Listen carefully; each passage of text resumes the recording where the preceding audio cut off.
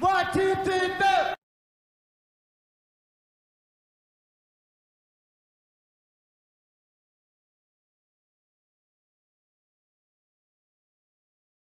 O meu nome é Alexandre Regada, tenho 47 anos de idade, sou artista plástico, vivo e trabalho em Ponte de Lima e Lisboa.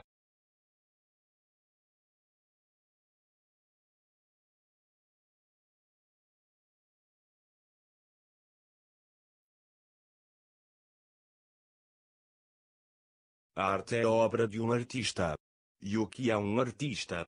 O artista é um criador, que usa a inteligência e a imaginação para criar imagens, formas e sensações. Enquanto artista, tenho uma relação pessoal com a arte. A arte é a minha vida, a minha profissão. A arte tem qualidades intrínsecas, como o seu valor terapêutico, artesanal e decorativo. É inclusive um passatempo útil que permite uma certa descontração e relaxamento. A arte não emerge do vazio, ela é o produto de milénios de civilização, ela remonta aos primórdios da humanidade. A arte começou por ter uma função mágica, há um mistério envolvendo a sua gênese, tal como acontece com a linguagem. Aliás, é exatamente o momento da descoberta da arte que marca a passagem da besta para o ser sapiente. A arte é uma necessidade e um ofício, uma manifestação do consciente e do inconsciente. Mas a arte pode e deve ser, de igual forma, um manifesto social e político, que provoque reflexão e mudança positiva. Através da arte, de uma visão ou ideia, o artista encontra uma forma de organizar e interpretar a realidade que o envolve. A verdadeira arte não precisa de grandes explicações teóricas para ser entendida e apreciada. A arte está em permanente transformação, é um movimento em espiral, pois existe sempre a perspectiva daquilo que já foi. A arte busca a eternidade e o artista busca a imortalidade. A arte é sublime, espiritual e transcendente. A arte não é exclusivamente aquilo que o curador, o crítico ou galerista define como arte. É preciso que o público em geral também aprecie a obra de arte.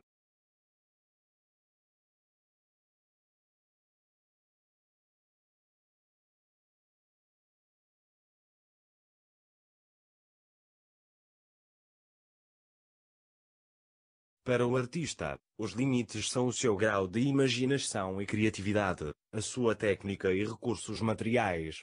É aconselhável também algum bom senso. O limite geral é a observância da lei, ou seja, o artista não pode simplesmente despejar entulho no meio da rua e alegar que se trata de uma intervenção artística. Poder até pode, mas acarreta consequências legais. Quanto a limites estéticos, julgo que não existem nem devem existir. Isso seria impor uma censura, um gosto oficial e sabemos por experiências anteriores que isso dá sempre mau resultado. Por outro lado, não podemos instituir mau gosto, como a estética oficial. Penso que as propostas artísticas mais radicais e de teor escatológico mais escandaloso, surgiram nos anos 60 e 70 do século XX, que foi uma época de grande experimentalismo. Há artistas cujo foco incide no escândalo e no choque deliberado, gerando no espectador estados negativos de ansiedade e repulsa. É uma corrente bastante popular na arte contemporânea. Transgressão, rebeldia, subversão, estados de consciência alterada, fizeram sempre parte do imaginário da arte.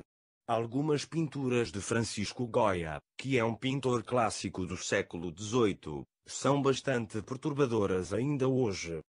A arte é uma expressão da vida, por isso tem de abarcar tudo quanto a vida contém, seja bonito ou feio, bom ou mau. Se certos assuntos fossem proibidos, então não seria arte, seria propaganda. É natural que os cânones artísticos evoluam ao longo dos séculos. A arte reflete o espírito de cada época, a mentalidade vigente, os recursos disponíveis, a ideologia dominante. Nos primórdios, esta representava a natureza, mitos e lendas, crenças e religiões, passagens e figuras bíblicas, momentos ou figuras da história. O expoente da mestria técnica na pintura e na escultura foi atingido pelos artistas do Renascimento. Por outro lado, quando vemos como é tratado o ser humano, a natureza, os animais, quando vemos a marginalização e rebaixamento de vastos estratos das sociedades, então certas obras e conceitos artísticos que consideramos desprezíveis, fazem todo o sentido.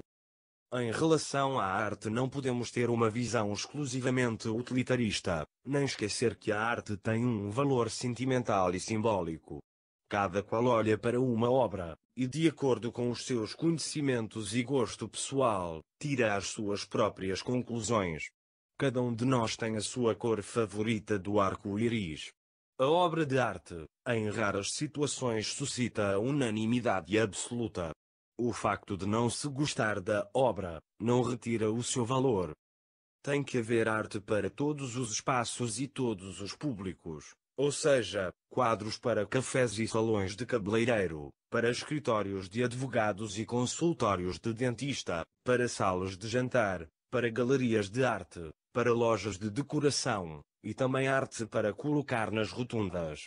E temos também de encarar alguns museus e feiras de arte como sendo parques de diversões.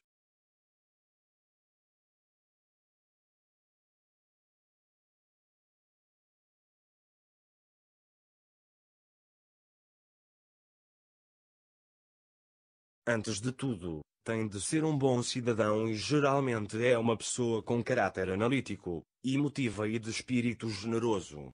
O artista deve ter um estilo original que o identifique, um discurso, e assumir um compromisso para toda a vida, um percurso.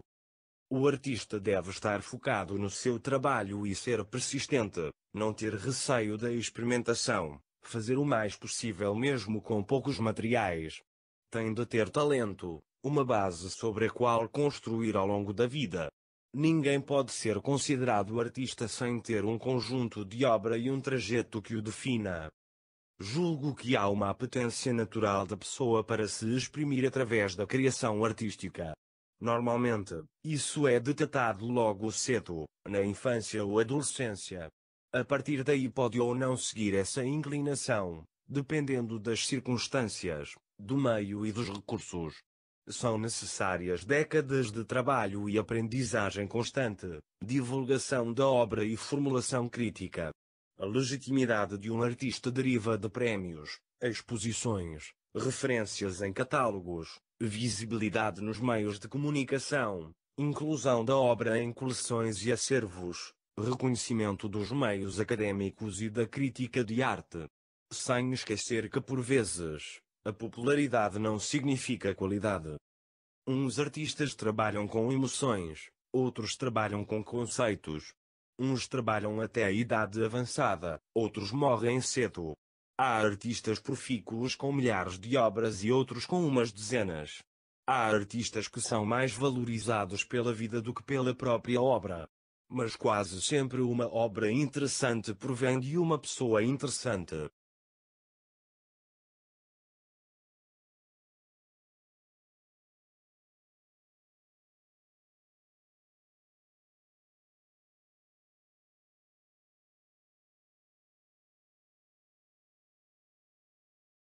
Hoje em dia é muito difícil fazer uma arte inteiramente original. Existem sempre influências e referências. Os pioneiros, os precursores, os primeiros a pintar ou esculpir desta ou daquela maneira, os primeiros a revelar uma certa visão da realidade ou do inconsciente, têm primazia sobre os seguidores. Nada mais natural. Há artistas que criam escola e movimentos, que definem uma época. Na arte existem técnicas e regras, mas os grandes artistas são aqueles que inventam o seu próprio estilo e desenvolvem a sua própria técnica. Os artistas que reinventam a arte e introduzem um novo paradigma, no início são acolhidos com escárnio, mas depois integrados na história da arte como vanguardistas.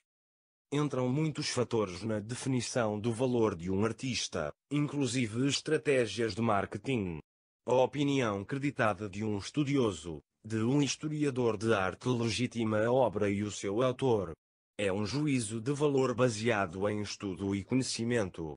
Também o papel do mecenas, do colecionador, do negociante de arte na definição do valor da obra de um artista é fundamental. Devemos igualmente distinguir arte e mercado da arte, que é um negócio global de milhões. Também no mercado da arte, impera a lei da oferta e da procura, mas se a procura for ignorante e superficial, a oferta vai acabar por refletir isso, baixando a qualidade das obras. Atualmente, há uma disputa feroz em torno da posse de objetos de arte exclusivos, por parte das mais altas elites e mais conceituadas instituições. Mas o mercado de arte é também um sistema de modas, crenças e mitos. Há artistas que já são marcas e quem compra as suas obras está também a comprar prestígio. A arte está acessível a todos, mas o mercado da arte apenas uns quantos e no topo. É quase uma competição entre multibilionários. Existem exatamente as mesmas disparidades e especulação que nos outros mercados, financeiros, imobiliários, enfim. Na verdade, o mérito do artista e valor da sua obra só é definitivo após a sua morte.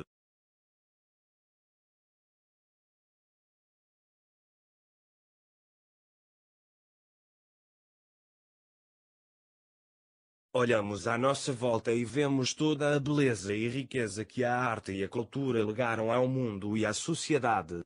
O que fica de todas as civilizações é o seu património artístico e cultural. Exemplos: Suméria, Egito, Grécia e Roma Antiga, Aztecas, Incas, Maias.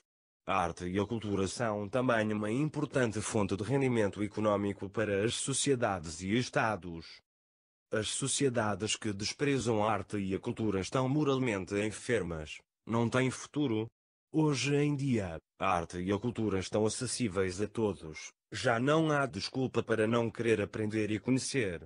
Museus, bibliotecas, arquivos, plataformas digitais colocam à nossa disposição todo tipo de experiências culturais. Muitas delas são gratuitas. O gosto e interesse pelas questões culturais não pode ser forçado, nem tampouco é obrigatório. Depende das pessoas quererem ou não ser mais cultas, mais instruídas, enfim, serem melhores cidadãos. Se esse interesse fosse autêntico e generalizado, o impacto seria altamente benéfico. Seria um mundo melhor, com toda a certeza. Basta ver, desde logo, que as sociedades mais prósperas são aquelas onde o nível educacional e de fruição dos bens culturais e artísticos é mais elevado. Uma sociedade culta e educada é mais feliz, porque ao ter consciência e entendimento das suas fragilidades, tem os instrumentos mentais para melhorar a sua condição. Antes de terminar, gostaria de sugerir um filme interessante que aborda algumas destas questões.